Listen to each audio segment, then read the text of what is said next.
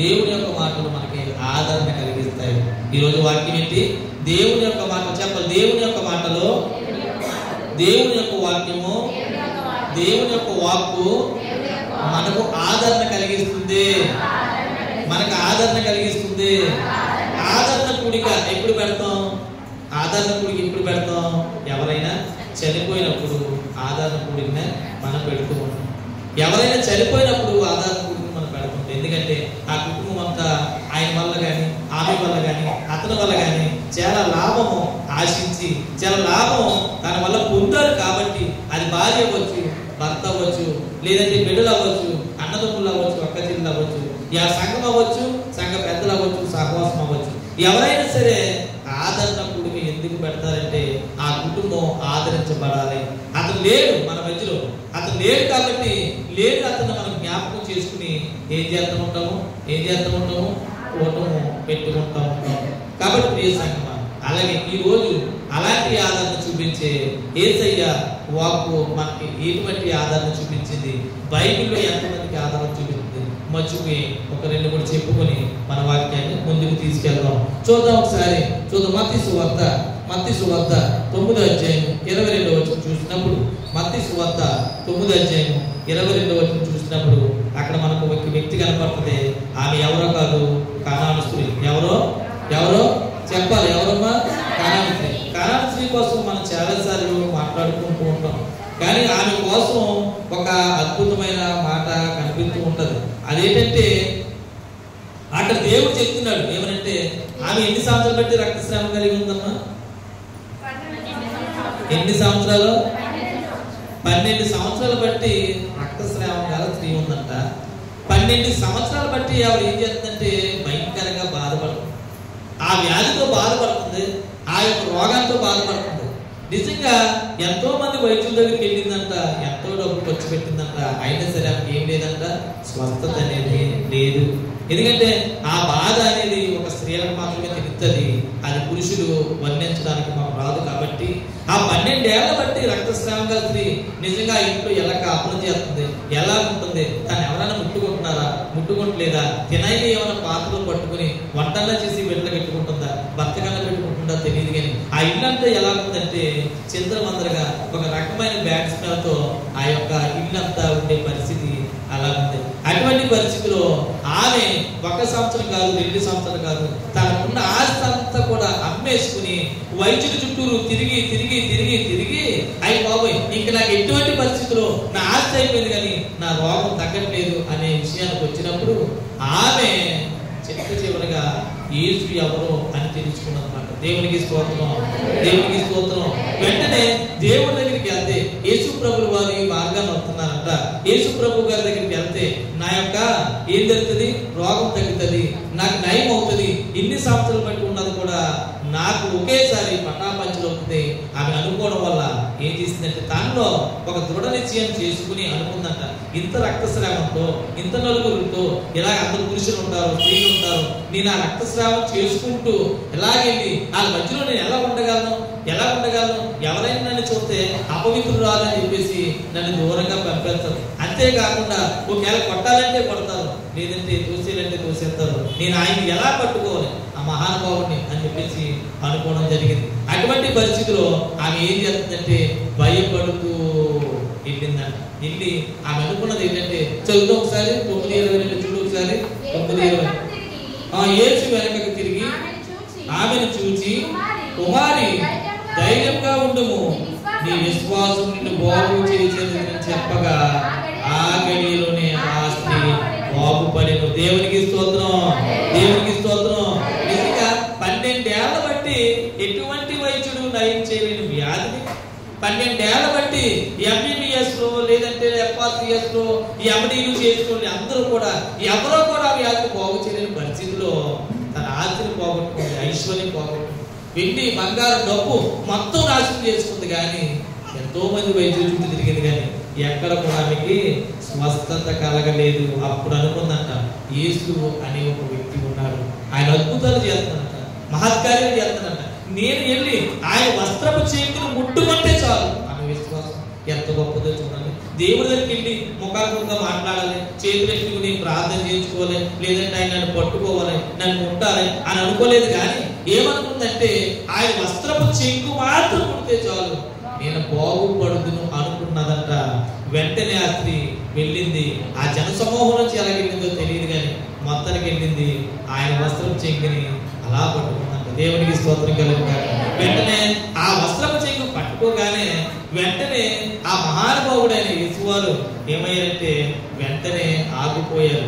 వెంటనే ఆగిపోవడం కాకుండా ప్రభావం అడిగాడు. ఏంటి ఏమన్నాడు?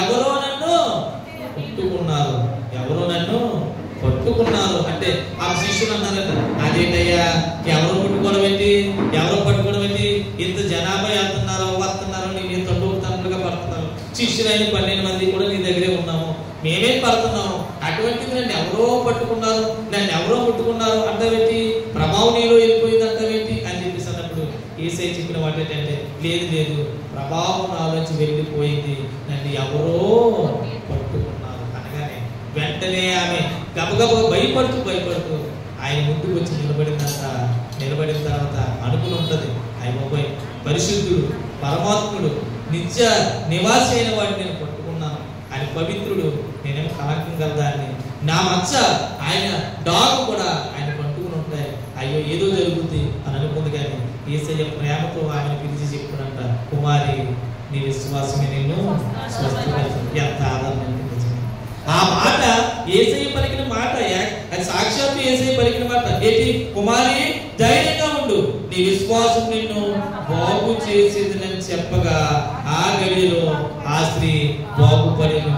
యేసయ్య మాట నీకు ఎటువంటి రోగాలన్నా, క్యాన్సర్ అయినా, ఎయిడ్స్ అయినా, లేదా కిడ్నీలో స్టోన్స్ అయినా, లేకపోతే రోడ్లో స్ట్రగుల్స్ అయినా, ఎటువంటిదైనా సరే నీ విశ్వాసం ఇస్తే నీ వ్యాధి నీకు దూరం అవుతుంది. నమ్మడం దేవుని స్తోత్రం చేయండి, నమ్మడం దేవుని స్తోత్రం చేయండి.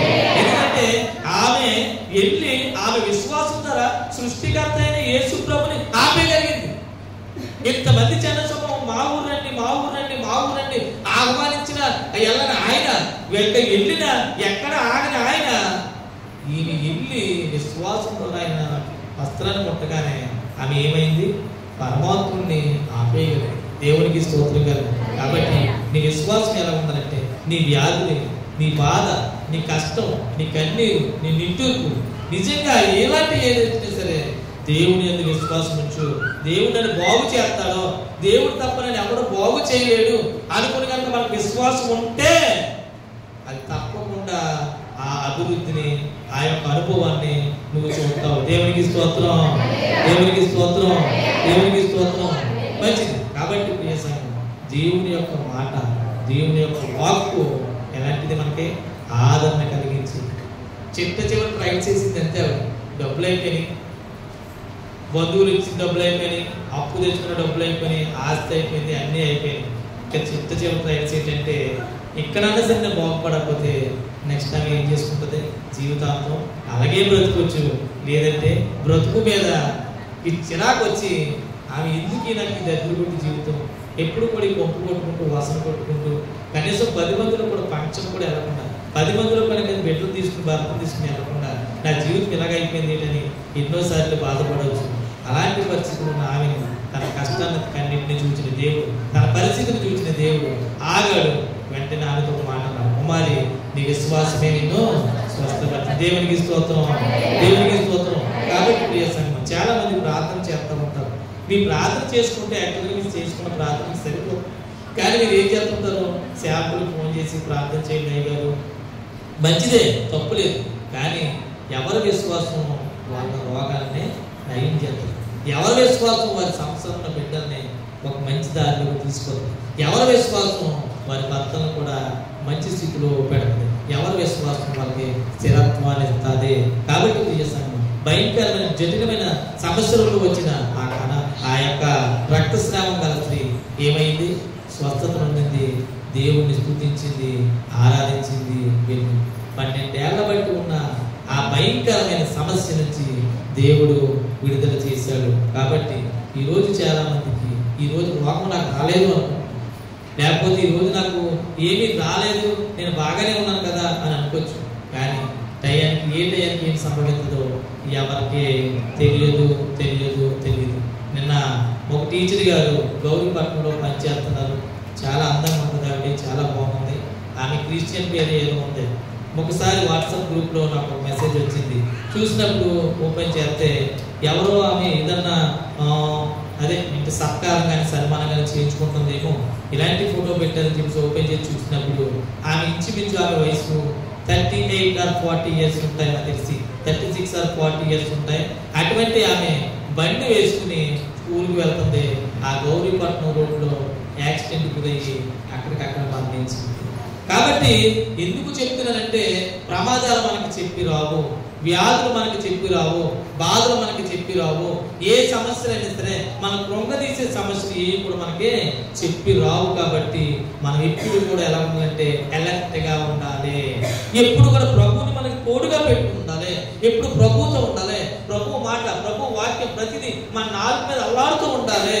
ప్రభు మనకు ఉన్నాడు, దేవుడు నాకు ముందు ఉన్నాడు, వెనక ఉన్నాడు, పైన ఉన్నాడు, క్రింద ఉన్నాడు, అన్ని చుట్టుపక్కల నా జీవితాన్ని, నా కుటుంబాన్ని దేవుడు కచ్చేసి ఆదరించడానికి ధైర్యం నీకు ఉన్నప్పుడు ఇటువంటి వ్యాధులు కానీ, బాధలు కానీ, ప్రమాదాలు కానీ రావు. కాబట్టి ప్రియ సంగమా, ఏది కూడా చెప్పి రాదు.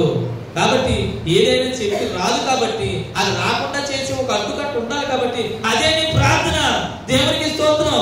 ఆ ప్రార్థన నిత్యం ఎప్పుడు ఒక ఇళ్ళ భర్త పనికి వెళ్ళిన తర్వాత ఖాళీగా ఉంటది. కాబట్టి టీవీ చూడటం గొప్ప కాదు. నీ భర్త వెళ్ళిన భర్త చక్కగా ఏం రావాలి, క్షేమంగా రావాలి. ఆ పట్టుకొచ్చిన ఆ డబ్బు అంతా సిల్లి చంచులు వేసినట్టుగా కాకుండా మన కుటుంబ జీవితం అది ఖర్చు పెట్టి సంతోషించే విధంగా మనకు ఉండాలి. అంటే ఆ స్త్రీ ఏం చేయాలి తెలుసా? ప్రార్థనలు పట్టుకోవాలి. ఆ స్త్రీ ఏం చేయాలి తెలుసా? వాక్యం చదువుకోవాలి. ఆ స్త్రీ ఏం చేయాలి?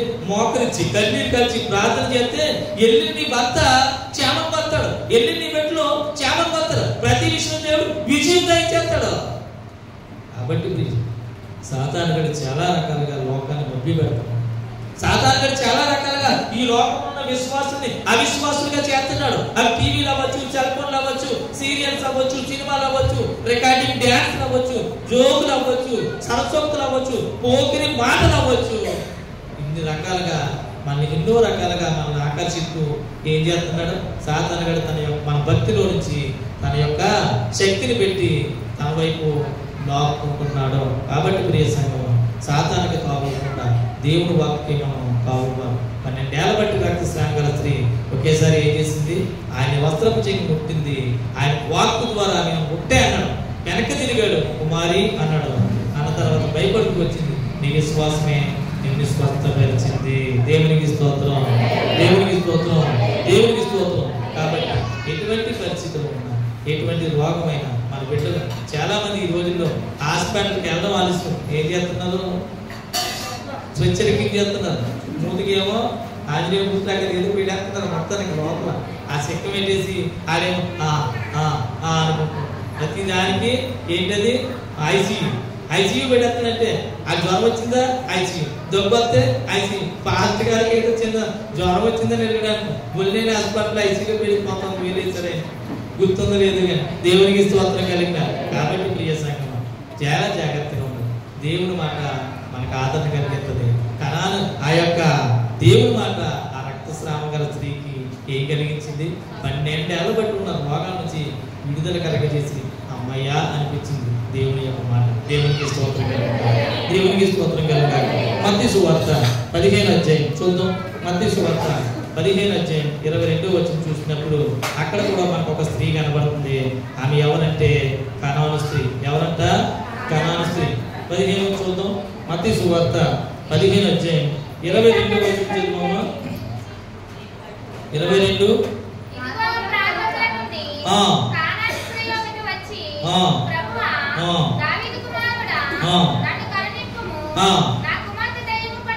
ఏం పట్టిందంట? దెయ్యం పట్టి బహు బాధపడుతున్నది. అందుకు ఆయన ఒక్క మాట ఆయనను చెప్పలేదు. అప్పుడు ఆయన శిష్యులు వచ్చి ఈమె మన వెంబడి వచ్చి కేకలు వేస్తున్నది కనుక ఈమెను పంపివేయమని ఆయనను వేడుకునగా. దేవునికి స్తోత్రం. ఇక్కడ ఒక వ్యక్తి కనబడుతుంది. ఆమె ఎవరంటే కనాను స్త్రీ. ఎవరో? కనాను కనాను స్త్రీ. ఈ కనాను స్త్రీ యొక్క ఒక కూతురు ఉంది. ఆమె దెయ్యం పట్టేసింది మాట. దెయ్యం పట్టి ఏం చేస్తుంది? భయంకరంగా బాధపడుతుంది. దెయ్యం పట్టిన వాళ్ళు ఏం చేస్తారు? కుదురుకొని అడుగుతుంటారా? కుదురుకున్నవాడిని లాగి నమ్మగా పడేస్తారు, కుదురుకున్నవాడు జుట్టు పీకేస్తారు, కుదురుకున్నవాడిని కలిసేస్తారు, కుదురుకున్నవాడిని పరిగెలెట్టించేస్తారు, మామూలుగా పరిగెలెట్టేస్తారు. అయ్యి అన్నదంటే పళ్ళు ఎలాగండి పళ్ళు ఎలాగందంటే ఇంకా అక్కడ ఎవడో స్లిప్ ప్రాంతాల్లో ఎవరుంటారు. అందుకనే ఒకసారి ఎవడో మా పక్కన కూర్చున్నాడు అన్నాడు, ఊరు బాబు ఇదేంటో బాబు వెళ్ళగట్టాడు అని చెప్పేసి ఆయన పక్క నుంచి కూడా వెళ్తే ఆ పక్కన కూడా లేచి వెళ్ళిపోయాడు. ఎందుకంటే దెయ్యం చేస్తే ఎలాగంటే మనకి భయాన్ని కలిగిస్తూ ఉంటాయి. అలాగే ఈ కనాను స్త్రీ యొక్క కుమార్తె ఏం చేస్తుందంటే దెయ్యం పట్టి ఉందన్న. ఈ దెయ్యం పట్టి ఉంది, మంత్రాల దగ్గర తీసుకెళ్ళి ఉంటుంది. చింతకాయలు రాజంటే ఆయన తెలియదు కానీ మంత్రాల దగ్గర తీసుకెళ్ళింది, సూదిగాళ్ళ దగ్గర తీసుకెళ్ళింది, అందరి దగ్గర తీసుకెళ్ళింది, జ్యోతిష్యుల దగ్గరికి. లోకంలో ఎంతమంది అయితే దెయ్యాలు వెళ్ళబోతానని ఉన్నారో నెమల పెంచబట్టుకుని వాళ్ళందరి దగ్గరికి వెళ్ళింది. సాంబ్రాన్ స్కూల్ దగ్గరికి వెళ్ళింది, అన్ని వెళ్ళింది, అన్ని ప్రయత్నాలు చేసింది. కానీ ఆ దెయ్యం ఆమెను విడిచి ఏం చేయలేదు, వెళ్ళలేదు. వెళ్ళపోయినప్పటికీ అనుకుందన్నమాట, ఈమె ఎలాగైనా సరే ఈ యేసు ప్రభు దగ్గరికి ఈమెను తీసుకెళ్తే నా కుమార్తె స్వస్థపరచబడతాది అని చెప్పేసి అనుకుని ఏం చేసిందంట, దేవుని దగ్గరికి వెళ్ళింది. దేవుడి దగ్గరికి వెళ్తే దేవుడి చుట్టూ ఎంతమంది శిష్యులు ఉన్నారో, జనసమూహం ఉన్నారు, అందరూ ఉంటారు. అందరూ ఉంటే అడిగింది కేకల దావీదు కుమారుడా, అయ్యా యేసు ప్రభువా, నా కుమార్తె దెయ్యం పట్టి ఉంది, దాన్ని ఎలాగైనా బాగు చేస్తావో, బాగు చేయగలమని చెప్పేసి నేను నమ్మకం ఏంటి నేను వచ్చాను అని చెప్పేసి అన్నప్పుడు ఆయన అంటున్నాడు ఏంటంటే, నశించిన ఇశ్రాయేలు దగ్గరికి నేను పంపబడ్డాను తప్ప మీలాంటి అన్యుల దగ్గరికి నేను పంపబడలేదు అని దేవుడు చెప్పాడు. ఎప్పుడైతే అలా చెప్పాడో వెంటనే ఆమె ఏమంటుందంటే, ఇంకో మాట ఉంటుంది అక్కడ, ఒక్క విషయం కూడా అక్కడ ఉంటుంది, అది కూడా చదువుకుంటాం ఒకసారి. యుద్ధము కాదని చెప్పగా ఒక్క పిల్లలు కూడా యజమాని తమ బల్లల మీద నుంచి పడు మొక్కలు తిండి కదా. దేవుడికి స్తోత్రం. నిజంగా దేవుడు అక్కడ చెప్పిన మాట ఏంటంటే, అక్కడ అన్నాడు, అమ్మా నిన్ను నశించిన ఇశ్రాయేలు దగ్గరికి నేను వచ్చాను తప్ప మీ దగ్గరికి నేను రాలేదు, ఎవరి దగ్గర నేను రాలేదు అని చెప్పినప్పుడు ఆయన అంటాడు, ఇంకా ఏమంటాడు, రొట్టె మొక్క తీసుకుని ఒక్క పిల్లలకైతే యుక్తం కాదు అన్నాడు. అంటే ఆమె ఏదేతో పోల్చినట్టు లేకుండా కుక్కతోనే పోల్చినట్టు. నిజంగా మాట అన్నప్పటికీ ఎవరైనా కుక్క అంటే ఊరుకుంటావా? నువ్వు కుక్క, అది పెద్ద కుక్క, నువ్వు ఓ కుక్క, నువ్వు ఈది కుక్క, నువ్వు పిచ్చి కుక్క మామూలుగా అన్నాం.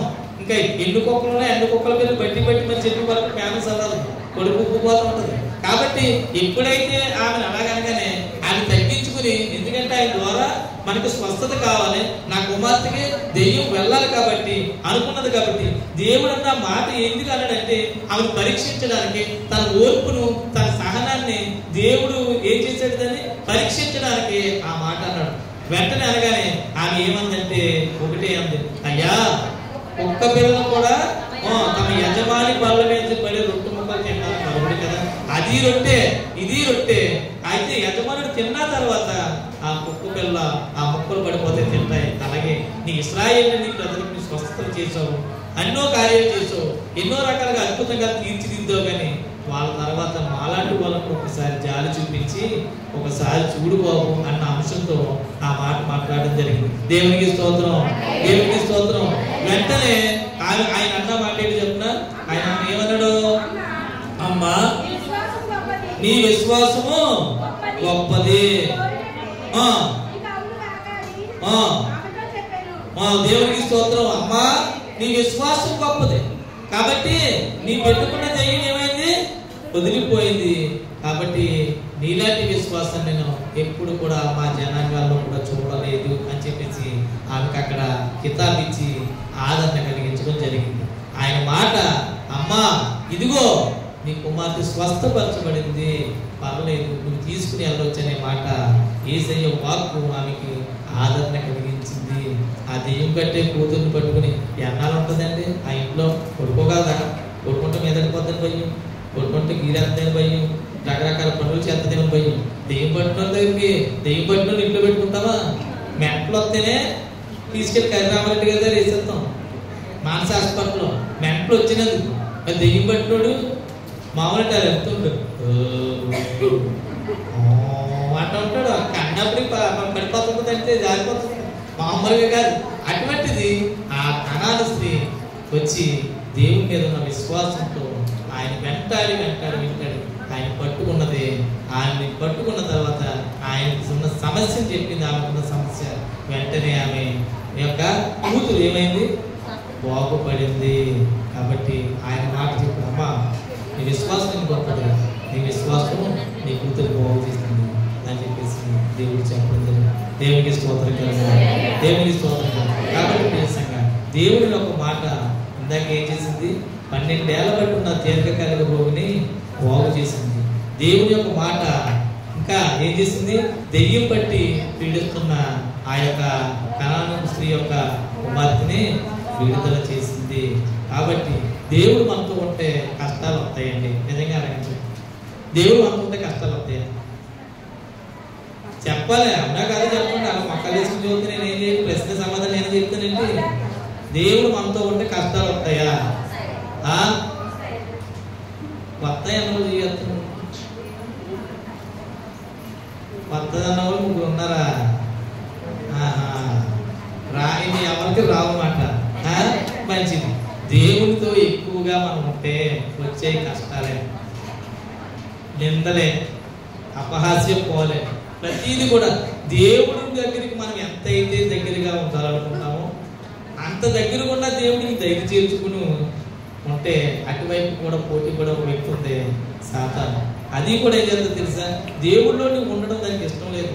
పరలోక రాజ్యం చేరడానికే దానికి ఇష్టం లేదు. కాబట్టి అది ఎలాగా నరకానికి పోతుంది. కాబట్టి నిన్ను కూడా నరకానికి తీసుకెళ్ళిన ఉద్దేశంతో నీ ప్రార్థన, నీ శక్తిని, నీ విశ్వాసాన్ని అది ఏం చేస్తుంది, విధ్వంసం చేస్తూ ఉంటుంది. కాబట్టి ప్రియ సంగమా, ఇహలోకంలో దేవుని కోసం మనం శ్రమపడినా, కష్టపడినా, నిందపడినా, లేదంటే రకరకాల మాటలు మనం ఎవరైనా అన్నా దానివల్ల మనకు దీవెనే, పరలోక రాజ్యంలో మనకి ధనము అధికమవుతుంది. దేవునికి స్తోత్రం కలుగుతుంది, దేవునికి స్తోత్రం కలుగుతుంది.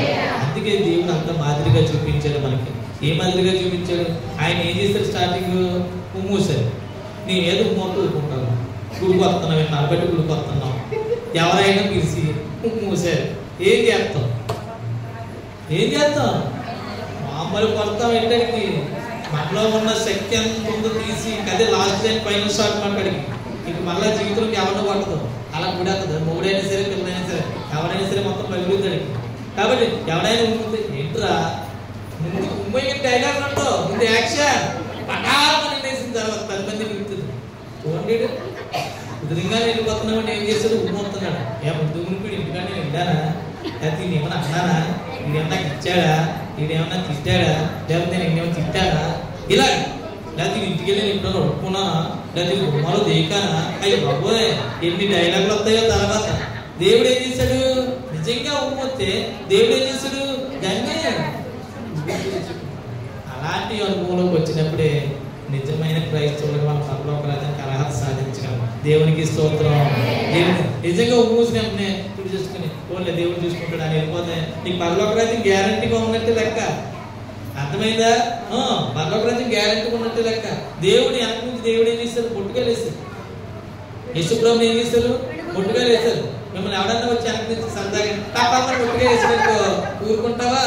పిడికిలి బిగించి కుదిరితే మొత్తం ముక్కు మొక్కం అంతా ఏకమైపోయి దార కింద కాలిపోతుంటుంది. అది మామూలుగా కాదు, ముక్కుడు సరిపడి కాదు కదా, దార వచ్చేస్తూ ఉంటుంది లోపల నుంచి తిలకము నీళ్ళు. కాబట్టి దేవుడు కూడా ఇది మనకు మాదిరిగా చూపించాడు. ఒకవేళ మనం ఎవరైనా అన్యాయం, ఆయన జరిగింది అన్యాయం తీర్పే. కోర్టులు ఎప్పుడన్నా నైట్లు పనిచేస్తాయా? కోర్టులు ఎప్పుడన్నా అర్ధరాత్రులు పనిచేస్తాయా? నైట్లు పనిచేస్తాయి? పనిచేది ఆయన కోసం పనిచేసింది. ప్రపంచంలో ఎవరికి జరగలేని అన్యాయం తీర్పు యేసు ప్రభువు జరిగింది. ఇదంతా ఒకవేళ నీకు అన్యాయమే జరిగినా, ఎవరు నీ పక్షం లేకపోయినా, నీ పోలి ఎవ్వరూ కూడా నీ మాట అనకపోయినా, నీకు ఎవరు కూడా నీ వైపున సపోర్ట్ రాకపోయినా కానీ దేవుడు ఉన్నాడనే విషయంతో మనం ముందుకు వెళ్ళాలి. దేవునికి స్తోత్రం, దేవునికి స్తోత్రం. ఇంకేం చేశారు ఆయన్ని? మొత్తం మోతేశారంట. ఏంటి, అంగిని వేసి కొట్టి నిన్ను ఎవరు కొట్టారో తెలుసుకో, నిన్ను ఎవరు కొట్టారో తెలుసుకో అని చెప్పేసి యేసు ప్రభు మీద ముసుగు వేసి ఆయన కుట్టారు. అయినా సరే ఆయన ఒకటే అన్నాడు, ఏమీ అనలేదు అన్నాడు. ఎవరిని ఏమనలేదు. లోకాన్ని సృష్టించినవాడు, లోకంలో ఉన్న సమస్తాన్ని సృష్టించినవాడు, అధికారం కలిగినవాడు, నిన్ను నన్ను పుట్టించినవాడు, నిన్ను నన్ను పరలోకం తీసుకెళ్ళే ఆ దేవాది దేవుడు ఒక్క మాట కూడా అనలేదు. తండారంట వెనక నుంచి. ఏం తండారు? తండారంట. ఎవరు పడతాడు చెల్లు అని చేర్చారు. నిజంగా అలాంటి కష్టాలన్నీ ఊర్చుకున్నాడు. ఆ రోజే ఆయన ఎవడో నన్ను కొట్టడానికి అని చెప్పేసి ఆయన ఒక మాట నాకు జస్ట్ అలా చూస్తే చాలు, లోకమే ఉండదు అక్కడ. నువ్వు నేను కాదు కదా, ఆయన బాధించేవాళ్ళు కానీ, ఆయన వేధించేవాళ్ళు కానీ, ఆయన కొట్టోళ్ళు కానీ ఎవరో కూడా అక్కడ కనపడరు, కనుమరుగైపోతారు. ఆ రోజుతోనే ప్రపంచం స్మాష్. కానీ దేవుడు ఏ రోజు కూడా అలాగా చెయ్యలేదు. పైగా ఏమన్నాడు? తండ్రి మీరేం చేస్తున్నారో మీరు ఎదురు కనుక దీన్ని క్షమించు. అది ఆయన ఉన్న ప్రేమ. అలాంటి ప్రేమ ద్వారా ఆయన ఈ యొక్క రాజ్యాన్ని చేయించాడు. ఒకటే అన్నాడు, బరబ్బ వచ్చాడు, బోధకుడా నీకేమి ఉంది? జనబలం ఉంది, నా దగ్గర కండబలం ఉంది, నా దగ్గర రాజకీయ చతురత్వం ఉంది, కాబట్టి నా కండబలం నీ యొక్క జనబలం రెండు ఒకటైతే మీ రోమా సామ్రాజ్యాన్ని ఏదైనా చేయొచ్చు తెలుసా నీకు అన్నాడు. అంటే అప్పుడు యేసు ప్రభు వారు ఉంటున్నాడు, నీ రాజ్యం వేరు, నా రాజ్యం వేరు. దేవునికి స్తోత్రం. ఇది హింసతో కూడిన రాజ్యం, నాది ప్రేమతో జయించే రాజ్యం. దేవునికి స్తోత్రం. కాబట్టి ప్రియ సంఘం, దేవుని యొక్క మాట వింటున్నాం మనం, దేవుని యొక్క వాక్కు వింటున్నాం మనం. ఎలా ఉండాలో తెలుసా? ప్రేమ కలిగి ఉండాలి, ప్రేమ కలిగి జీవించాలి, విరోధులు లేకుండా ఉండాలి. నిజంగా సంఘంలో కూర్చుంటాం, ఈవిడ ఆవిడతో మాట్లాడతారు, ఆవిడతో మాట్లాడి వీళ్ళేం చూడదు, ఆవిడ ఆడేం చూడదు. ఇదే పరిస్థితి. సంఘాల్లోనే దగ్గర కొట్టు వాతావరణం ఉంటే బయట ఇంకెలా చెప్పుకుంటాం? బయట మనం ఎలా తిరుగుతాం చెప్పండి? ఒక క్రైస్తవుడిగా డబ్బు ఉండొచ్చు, అందం ఉండొచ్చు, ఐశ్వర్యం ఉండొచ్చు, కానీ నలుగురిని మోసి చచ్చిపోయిన తర్వాత నలుగురిని మోసి నలుగురు రాలే పరిస్థితుల్లోని జీవితం ఉంటే అంత దౌర్భాగ్యం ఏది లేదు. కాబట్టి ప్రభువు నమ్ముకున్న నువ్వు ప్రభు వాక్కు ద్వారా ఆదరించబడాలి. ఆ వాక్కు ద్వారా మాట్లాడితే నీకు స్వస్థత జరగాలి. ఆ వాక్కు ద్వారా మాట్లాడితే నీలో ఉన్న దెయ్యాలు వెళ్ళిపోవాలి. కాబట్టి ప్రియ సంఘం, చాలా మంది భర్తల్ని హింసిస్తూ ఉంటారు, రకరకాలుగా మాట్లాడుతూ ఉంటారు. ఏ సంసారం ఉన్న తర్వాత ఆయన తింటే కదా తింటాను, ఎంత నువ్వు కష్టపడి బయటకు వెళ్తే మాత్రం ఆయన చులకనగా చూడొచ్చా? తప్పు కాదు. ఒక వ్యక్తిని మనం అంటున్నప్పుడు ఆయన సాక్షాత్తు దేవుని యొక్క రూపంలో ఉన్నాడు, స్వరూపంలో ఉన్నాడని చెప్పేసి కనుక మన మనసులోకి వచ్చి ఆ వ్యక్తిని ప్రేమిస్తే ఒక్క మాట కూడా మనం అనము. బంధాల బంధుత్వాలు ఎంతవరకు అండి? ఈ లోకం ఉన్నంత వరకే. ఈ మనకి ఈ లోకం విడిచి వెళ్ళామంటే నీ భార్య ఎవరో తెలియదు, నీ భర్త ఎవరో తెలియదు, నీ బిడ్డ ఎవరో తెలియదు, నీ వ్యాపారం ఏమవుతుందో తెలియదు, ఈ సగం మొత్తం అంతా ఏమవుతుందో ఎవరికీ తెలియదు. కాబట్టి ప్రియ సంఘం, దేవుడు చెప్తున్నాడు ప్రేమ కలిగి జీవించండి. ఆయన ఉంటే మాట్లాడు, ప్రేమ, విశ్వాసము, నిరీక్షణ, ఇవన్నీ ఈ రెండు వెళ్ళిపోయినా నిత్యము పరలోక రాజ్యంలో నిలిచేదేంటి? ప్రేమ. పరలోక రాజ్యంలో చెట్టు చివరికి నిలిచేదేంటి? ప్రేమ. అది దేవుడు ఈ లోకంలో కోరుకుంటున్నాడు, పై లోకంలో కూడా నేను అదే ప్రేమతో దేవుడు నిన్ను పరిపాలించబోతున్నాడు. కాబట్టి ప్రియ సంఘం, దేవుని యొక్క మాట, దేవుని యొక్క వాక్కు నీకు ఆదరణ కలిగిస్తుంది. మూడోదిగా చూసినప్పుడు, మూడోదిగా చూద్దాం ఒకసారి. మూడోది మార్కు సువార్త 5వ అధ్యాయం 36వ వచనం. మార్కు సువార్త 5వ అధ్యాయం 36వ వచనం చూసినప్పుడు అక్కడ మనకు ఒక సమాజ మందిరపు అధికారి మనకి కనబడుతూ ఉంటాడు. 5వ అధ్యాయం 36 చదువు ఒకసారి.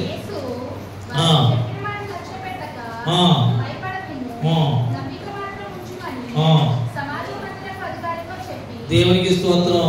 ఇక్కడ కూడా ఒక మంచి మాట దేవుడు వారితో మాట్లాడుతున్నాడు. అదేంటంటే ఏమని మాట్లాడాడమ్మా? ఏమని మాట్లాడాడు ఒకసారి చదువు.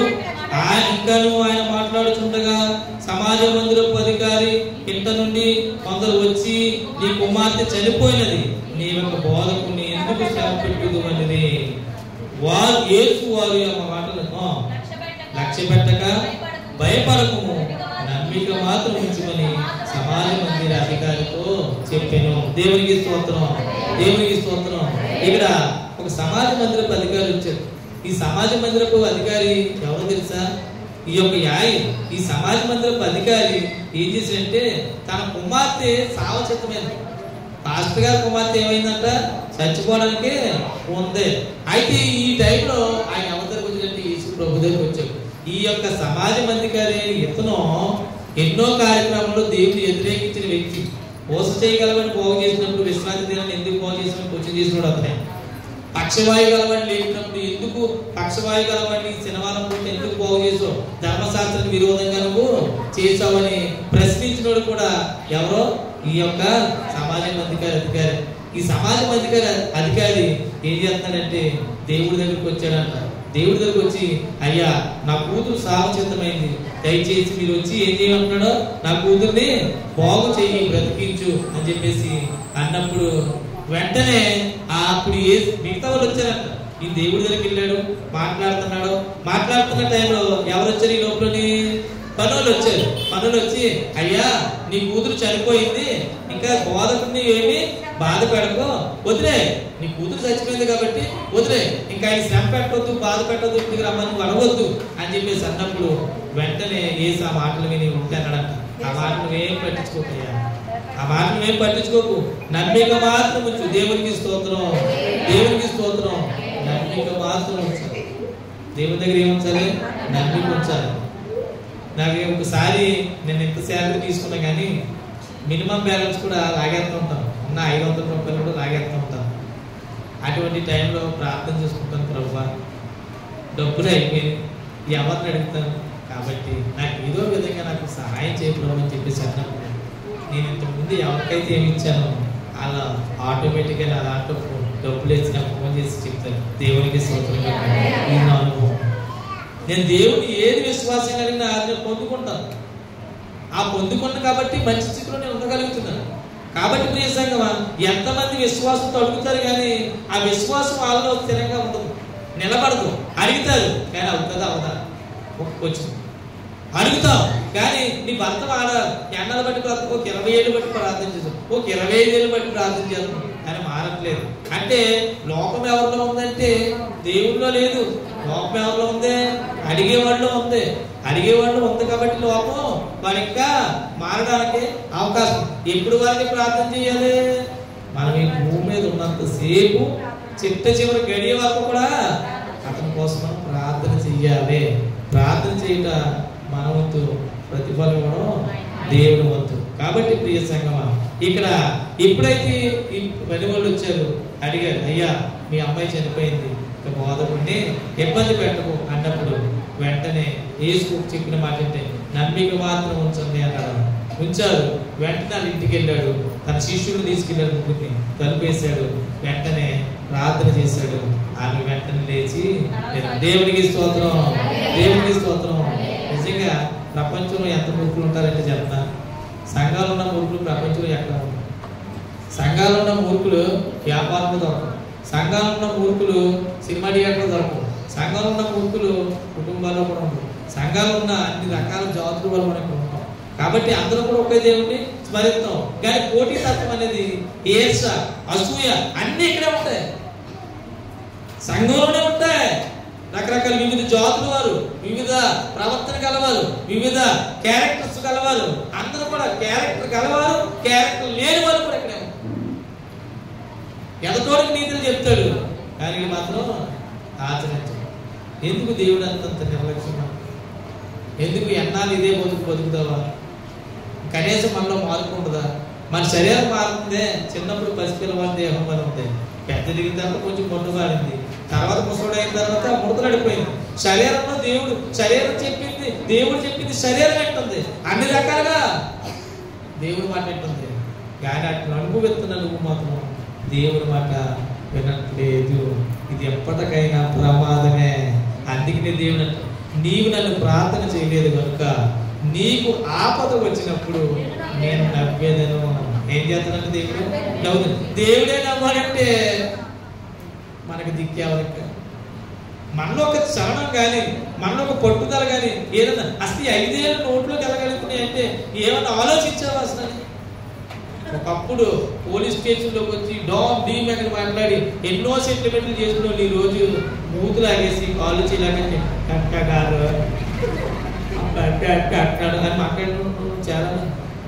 ఒకప్పుడు నోరు ఉంది కానీ లపడపడపడ వాగేసి అన్యాయ తీర్పులు చెప్పేసో, కాళ్ళు ఉన్నాయి కదా ఎక్కడికెక్కడికో పరిగెట్టేసో, చేతులు ఉన్నాయి కదండి రకరకాల తప్పు కార్యక్రమాలు చేసావు. ఈ రోజు అట్లా దేవుడు ఏం చేశాడు? మడిచి పక్కన పెట్టాడు. అలాగే నీ అవయవాల పైన ఆయనకి కనుక అధికారం ఇవ్వకపోతే నీ అవయవాలు చేసే ప్రతి దానికి నువ్వు గ్యారెంటీగా శిక్ష అనుభవిస్తావు. నోరు ఉంది కదా మాట్లాడకూడదు. నాకు తెలిసి ఒక స్నేహితుడు ఉన్నాడు, వారికి నోరు బాగానే ఉండేది. ఏంటో కొన్నాళ్ళకి అక్రమాలు, అన్యాయ తీర్పులు ఇలా చేయడం వల్ల అతనికి ఏం చేసిందంటే థ్రోట్ క్యాన్సర్ వచ్చింది. ఈ థ్రోట్ క్యాన్సర్ రావడంతో ఇక్కడ ఏం చేశారు తెలుసా, కన్నం పెట్టి బిళ్ళేశారు. ఈ కన్నం పెట్టి బిళ్ళ చీముడు వచ్చినా ఇందులోంచి వస్తుంది, శ్వాస తీసుకున్నా ఇందులోంచి తీసుకుంటుంది. ఎంత దౌర్భాగ్యం స్థితి! ఎంతమందితో ఈ నోటితో ఎన్ని మాటలు మాట్లాడో, ఎన్ని సెంటిమెంట్లు చేసాం, ఎన్ని అక్రమైన మాటలు మాట్లాడో, ఎన్ని బూతులాడో, ఎన్ని సరచొక్కలు, ఎంతమంది డైలాగ్ వేసావు. ఈరోజు ఆ దేవుడు నోరు నొక్కించింది. ఎప్పుడు కూడా అన్యాయకుడు దేవుని రాజ్యానికి వారసులు కానేరడు. కాబట్టి ఒక బిడ్డను తిడుతున్నప్పుడు నీకు బిడ్డ ఉంది అని ఆలోచించుకో. ఒక బిడ్డను కొడుతున్నప్పుడు నీకు బిడ్డను ఆలోచించుకో. ఒక ఇంటి మీద నువ్వు మంచి వేస్తున్నప్పుడు నీ ఇంటి మీద కూడా 10 మంది వేస్తారని ఆలోచించుకుని మన నోటిని అదుపులో పెట్టుకున్న రోజు నిజమైన క్రైస్తవురాలివి, నిజమైన క్రైస్తవుడుగా నీవు ఉంటావు. కాబట్టి ప్రియసము చచ్చిపోయిన తర్వాత కూడా వచ్చాడు. ఏంటంటే బ్రతికింతాడనే విశ్వాసం. ఎంత విశ్వాసం, ఎంత గొప్ప విశ్వాసం అండి! నిజంగా మూర్ఖుల కోసం చెప్పాను కదా, ఈ చెప్పిన మూర్ఖులు యాయిలు కుమార్తెను ఎప్పుడైతే బ్రతికించాడో ఆ రోజే ప్రపంచమంతా మారిపోవాలా. మారారా? చచ్చిపోయిన వ్యక్తిని లేపడమే ఈరోజు ప్రపంచంలో చిట్ట చివరి సైంటిస్టులు కనిపెట్టే చిట్ట చివరి యొక్క ప్రయోగం ఏంటంటే మనిషి యొక్క ఆయుష్ని పెంచాలి ఫస్ట్. సెకండ్ది మనిషికి ఆయుష్ పోయాలి సెకండ్. ఈ 2 లక్ష్యాల మీదే సైంటిస్టులు పనిచేస్తున్నారు మిత్రమా. ఏంటో చెప్పనా? ఫస్ట్ ఏంటంటే మనిషి యొక్క ఆయుష్ని పెంచాలి. ఆయుష్ని పెంచాలంటే శరీరాన్ని ముందు మన దాన్ని పటిష్టపరచాలి. శరీరానికి బూస్ట్లు, వారిక్స్లు అన్ని పెడితే కాదు, ఈ శరీరానికి సంబంధించిన ఒక కెమికల్ తయారు చేశారు. ఈ కెమికల్ తయారు చేయడం వల్ల ఇది ఎక్కడైతే శరీరం ముద్దలు పడిపోతుందో ఆ ప్రాంతంలో కనుక దీన్ని మనకు చేయగలిగితే ఆ ప్రాంతంలో ఉన్న ఆ శరీరం అంతా పసి పిల్లవాడి దేహం వలె వస్తుందంట. అయిపోయి అంటే మనిషి ఎప్పుడు వంగాడు అనుకో, వంగి నుంచోలేక నడుపుతున్నాడంటే సత్తువు లేక నడుపుతున్నాడు. కాబట్టి ఇతను శరీరం తినకి పని చేసింది, అనుకూలించింది అంటే కనుక ఇతను ఎక్కువ కాలం బ్రతుకుతాడని సైంటిస్ట్ అంచనా వేసి ఈ రోజు మనిషి యొక్క ఆయుష్ 150 సంవత్సరాలు బ్రతికిలాగా చెయ్యాలి అనేది ఒక ఆయుధంగా పెట్టుకుని వాళ్ళు ఏం చేస్తారంటే రకరకాల ఇంజెక్షన్లు, రకరకాల వ్యాక్సిన్స్ తయారు చేస్తారు.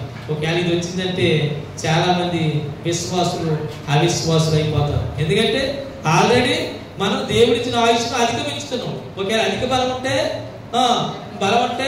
60-70 సంవత్సరాలు, అధిక బలం ఉంటే 80 సంవత్సరాలు. ఎవరు చెప్పారు? మోసే గారు ఆ కీర్తనలు రాసినప్పుడు చెప్పాడు. ఇప్పుడు మానవుడు ఏం చేస్తున్నాడు? 80 దాటి ముందుకు తీసుకెళ్దామని చూస్తున్నాడు, 150 చూస్తున్నాడు. కాబట్టి ప్రియ సంఘం, ఒకవేళ ఇదే కనుక ఫలించింది అంటే కనుక కొన్నాళ్ళకి విశ్వాసి అనేవాడు కనపడడు. నెంబర్ 2 చూసినప్పుడు ఎప్పుడు కూడా దేవుడి దగ్గరికి ఎందుకు వస్తామంటే వ్యాధి నుంచి బాధపడు మనల్ని స్వస్థపడతాడని. ఒకవేళ ప్రాణాపాయ స్థితిలోకి వెళ్ళిపోయి క్యాన్సర్, ఎయిడ్స్, HIV, టీబీ వగైరా అన్ని వచ్చేస్తే ఇంక చిట్ట చివరి మంచం మీద పడి చచ్చిపోయి ఆఖరి క్షణంలో ఉన్నాడు అనుకున్నప్పుడు అప్పుడు కూడా అడుగుతాం, ప్రభువా నన్ను బ్రతికించవా అని అడుగుతాం. శరీరం అనుకూలించకపోయినా, రక్తం విరిగిపోయినా, నల్లగా గడ్డ కట్టేసినా, ఏమి అనుకూలించ మైండ్ చెట్టు, కళ్ళు, పళ్ళు ఏమి బాగోపోయినా కానీ దేవుడిని అడిగింది ఏంటంటే ప్రభువా నన్ను బ్రతికించు అని అడుగుతాం. రక్తం కక్కేసుకుంటాం టీవీతో, లేదంటే భయంకరంగా దగ్గుతుంటే విపరీతమైన గంటలుగా రక్తం పడిపోతుంది. ఆ టైంలో కూడా దేవుడిని అడిగితే చెప్పాను, ప్రభువా నన్ను బ్రతికించు అని అడుగుతాం. అటువంటి బ్రతుకు దేవుని ఈ రోజు సైంటిస్టులు కనపడి పోయిన ప్రాణాన్ని మళ్ళీ ఎలాగైనా మానవుల్లో పెట్టాలి. ఇది కనుక జరిగితే దేవుడే అవసరం లేదు. అవునా కదా? చెప్పండి. చచ్చిపోయిన వ్యక్తిని బతికించేసాడు డాక్టర్. ఇంక మనం ఎందుకోసం రావాలి దేవుడి దగ్గరికి? దేనికోసం రావాలి? అప్పులా కష్టపడి తీర్చేసుకుంటాం, ఎంత తిప్పులు పడ్డా పర్వాలేదు. ఆరోగ్యమా, ఇంజక్షన్ చేస్తే వచ్చేస్తుంది. చచ్చిపోయాడు, మీ ఆయన చచ్చిపోయాడు, కేడక్కర్లేదు, టాటా అని ఫోన్ చేస్తాడు, వచ్చి ఏదో చేసేస్తున్నాడు, మళ్ళీ బతికి మళ్ళా మామూలుగా పనులు చేసేస్తున్నాడు. ఇంక దేనికోసం దేవుడు భయపడుతున్నాడు? ఇలాంటి పరిస్థితులు రావాలి అని మానవుడు ఎంతో ప్రయోగం చేస్తున్నాడు. దుర్దినాలు వస్తున్నాయి, జాగ్రత్త. ఒకవేళ అంతవరకే, ఒకవేళ అంతే కూడా సక్సెస్ అయిపోయింది అంటే కనుక మానవుడు ఎందుకు బ్రతకాలంటే, దేవుడు ఎందుకు భయం ఉండాలంటే పరలోక రాజ్యం కోసం. ఎందుకంటే చప్పట్టు కొట్టు దేవుడు నువ్వు ఎంతకాలం బ్రతికితే ఏంటో ఆయన ఈ లోకంలో బ్రతికినంత సేపు ఆయాసము వ్యర్థమే. నీ బ్రతుకంతా ఆయాసమే. కష్టపడి పని చేసుకోవాలి, డబ్బులు తెచ్చుకోవాలి, తిట్లు తినాలి, ఎన్నో రకాలుగా కష్టపడాలి. ఇవన్నీ తెచ్చుకుంటే 5 ఏళ్ళ నోట్లో వెళ్తాయి. ఎన్ని అవతారాలు ఎత్తుతామంటే అన్ని అవతారాలు ఎత్తుతూ ఉంటాం. కానీ ఈ బ్రతుకు దినాలన్నీ ఆయాసము వ్యర్థమే తప్ప మనశ్శాంతి అనేది లేదు. మనశ్శాంతి అనేది దొరికి ఏకైక ప్రదేశం ప్రభు సన్నిధి, అదే పరలోక రాజ్యం. దేవునికి స్తోత్రం, దేవునికి స్తోత్రం, దేవునికి స్తోత్రం. కాబట్టి ఇక్కడ యాయీరు కుమార్తె చెప్పినాడు, దేవుడు చెప్పు సమాధి మందిరం అధికారి నమ్మిక మాత్రం చూసి నీ పెట్టేమవుతుంది బ్రతుకు జాలి. వెంటనే నమ్మిక ఇచ్చాడు, దేవుడు వెళ్ళాడు, ప్రార్థన చేశాడు, పట్టుకున్నాడు, లేచింది. వెంటనే అక్కడ ఉన్న చాలా మందికి వ్యాపారం పోయింది. విన్నారా, పాలస్తీనాలో ఇప్పటికీ చాలా మంది ఈ పేటలో అట్లు చేస్తూ ఉంటారు. చచ్చిపోయినప్పుడు పాటలు డబ్బులతోని పాటలు పాడుతుంటారు. తెలియదా మీకు? ఈ జీవన తరంగాలలో మొత్తం డోలకులు గీలకులు అన్ని వేసుకుని మొత్తం తప్పెట్లు తాళాలు పెట్టుకుని తెచ్చండి గారు. వెరీ గుడ్, దేవుడికి స్తోత్రం. చచ్చిపోయిన చాలా ఆనందంగా ఊరేగిస్తారు. ఆ ఊరేగించడం ఆనందం ఏంటో తెలియదు, కానీ ఆ అర్థం పరమాత్మ వాళ్ళకి తెలియదు. తాగిపడి తాగేస్తారు. బావా నువ్వు ఉన్నప్పుడు నాకు మందిపించావు, బావా నువ్వు ఉన్నప్పుడు సినిమా టికెట్ తెచ్చావు, ఇయే చెప్తాడు తప్ప బావా నువ్వు ఉన్నప్పుడు గుడికి తీసుకెళ్ళావు, బావా నువ్వు ఉన్నప్పుడు ప్రార్థన చేయించావు అని చెప్పడు. ఇవన్నీ లోకంలో ఉన్న దగ్గర కొట్టి వేస్తారు, అన్ని చెప్తూ ఉంటాడు. ఎక్కడ చెప్తూ ఉంటాడు? అక్కడే చెప్తూ ఉంటాడు. సరే మీ నాన్న ఉన్నప్పుడు మరి నిజంగా ముక్క కట్టుకున్నాడంటే ఇంకా షో పట్టాలు ఇస్తారా మొత్తం డబ్బులకి అంత ఆటగాడు ఎందులో సాధించాడు? ప్రార్థనలో కాదు, మొక్కలు పేకాట్లు పేకాట్లో సాధించినోడికి డబ్బులతో వాయిద్యాలు ఊరేగింపులతో తీసుకెళ్తున్నారు. బతుకు సేన ఇంకెలాంటి జీవితం నుంచి బయటకు రాకపోతే ఎందుకు చెప్పు? ఎందుకు తీసుకెళ్తారంటే నిరీక్షణ లేని ఇతరుల వల్ల మీరు ఏం చేయకూడదు, దొరుకుపడకూడదు. కాబట్టి ప్రభు చనిపోయి ఇక్కడ చనిపోయిన తర్వాత ఈ యొక్క దేహం మట్టిలో కలిసిపోతుంది. కాబట్టి మహిమ దేహంతో దేవుడి దగ్గరికి వెళ్ళాడు అని ఆనందపడమన్నాడు దేవుడు చనిపోయిన వాళ్ళ కోసం. అందరూ వెళ్ళిపోతారు దేవుడి దగ్గరికి. అందరూ అబద్ధలోడు, నరహంతకుడు, తాగుబోతు, వ్యభిచారి, పోకిరి, ఈడియట్, రాసుకెళ్ళు. ఏంటి సినిమాల పేర్లు ఏంటి? రకరకాలు వచ్చేస్తున్నాయి. ఈడియట్, రాసుకెళ్ళు, పోకిరి, అలాగేళ్ళు ఇలాగేళ్ళు రకరకాల ఓయ్ అలా ఇలా. శనివారం సరిపోదా ఒక రోజు అంట. మరి ఈ దగ్గర ఏంటో నాకు అర్థం కాదు. ఇవన్నీ ఏంటంటే మన లోకంలో ఉల్లాసం ఉత్సాహాన్ని ఉండాలి తప్ప దేవుళ్ళు అది దేవుని రాజ్యం చేరడానికే అవకాశం లేదు. కాబట్టి ప్రియ సంగమా, అక్కడ దేవుడు వాక్కుతో మాట్లాడాడు. ఏమైంది? రక్తస్రావం గల స్త్రీ, దీర్ఘకాలిక వ్యాధి గల ఉన్న 12 సంవత్సరం రక్తస్రావం గల స్త్రీ బాగుపడింది.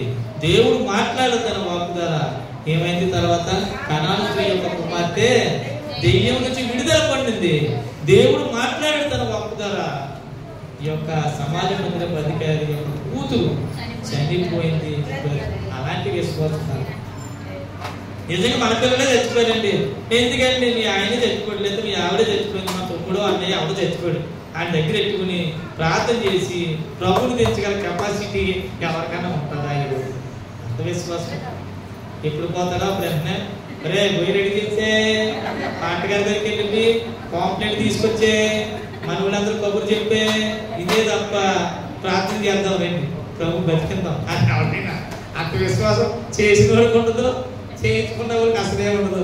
ఒకవేళ చేస్తున్న వాళ్ళు కూడా అనుకుంటాడు ఏంటంటే నేను ప్రార్థన చేస్తే ఆడమాత్రమే ఏంటి.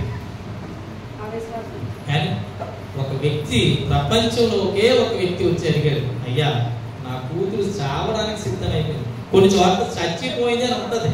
చచ్చిపోయిన వ్యక్తి కోసం వచ్చి మొదలుపెట్టాడంట. ఎంత విశ్వాసం ఉందంటే దేవుడు బాగు చేస్తాడు. ఆ రోజు ఉన్న దేవుడు ఈ రోజు ఉన్నాడు.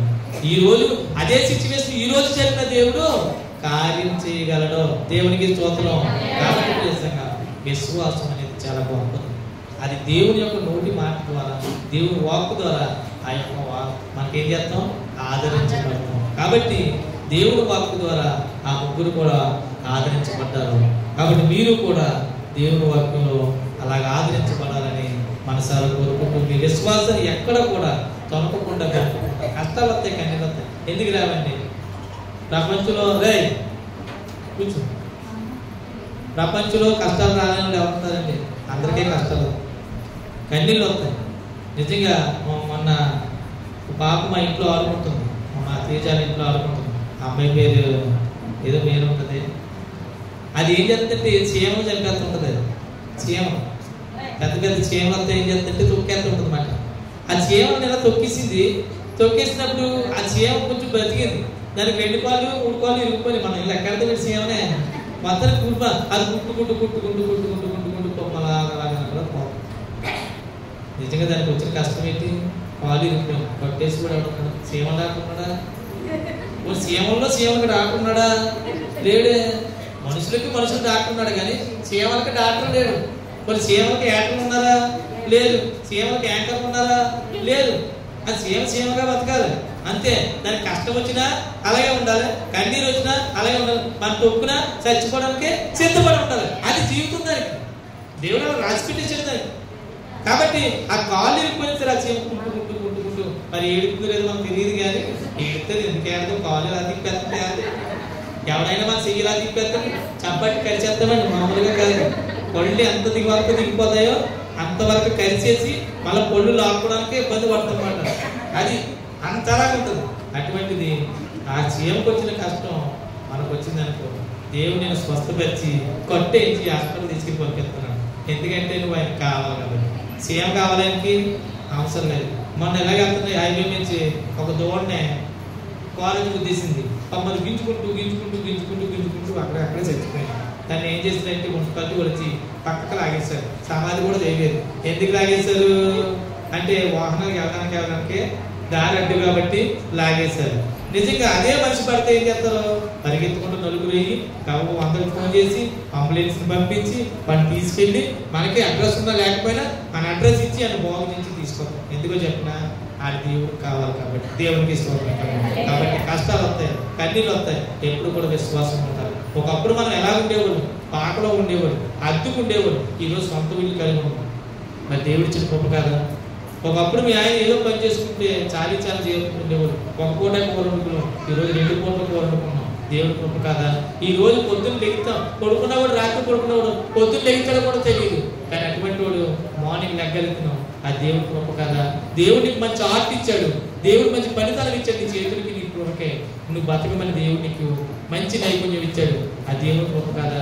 దేవుడి గొప్ప కాబట్టి దేశం దేవుడు నాకు ఏమి ఇచ్చాడు అని అర్థం కనుక ఆయన వాక్కు చదువుకో, ఆదరించకూడదు. మోకరించడం ప్రార్థన చేసుకున్నాం. ప్రభువా, కనాను స్త్రీలంటే విశ్వాసం నాకు దయచేయండి ప్రభువా. సమాజపు మందిరపు అధికారులంటే విశ్వాసం నాకు దయచేయి ప్రభువా అని ప్రతి ఒక్కరు కూడా ప్రార్థించి దేవుని సన్నిధిలో ఒక్క నిమిషం ప్రార్థన